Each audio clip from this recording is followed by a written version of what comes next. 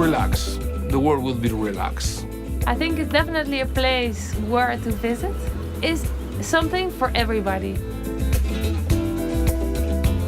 Si el delta en si és un lloc molt viu de colors i molt viu de paisatge, justament hi ha un parèntesi que és la Punta del Fangar.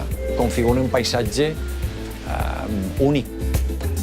El riu és qui dona nom a tota aquesta regió, però no només és el riu, són els ports, són la fauna, són la flora, són el delta de l'Ebre, és la gastronomia, és la cultura, però sobretot són les persones. Són úniques, són especials i és el que realment fa diferent este territori.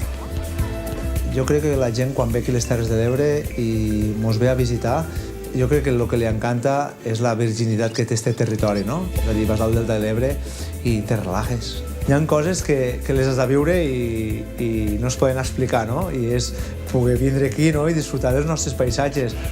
Com aquí tampoc no és un lloc d'aglomeracions als hotels, doncs la gent hotelera pot estar més al costat del client i llavors, vulguis o no vulguis, és més la relació client en l'hoteler.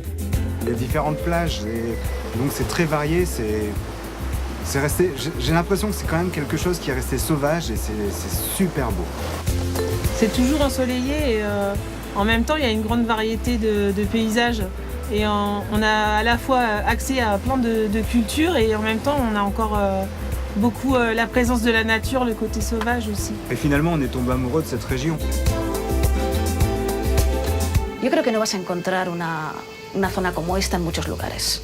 Y si una persona como yo, pues que, quieres o no, había visto bastante mundo, me he enamorado de esta zona, que es muy pequeña, pero que me ofrece un compendio de actividades, de manera de hacer las cosas tan distintas, porque no se puede enamorar mucha más gente.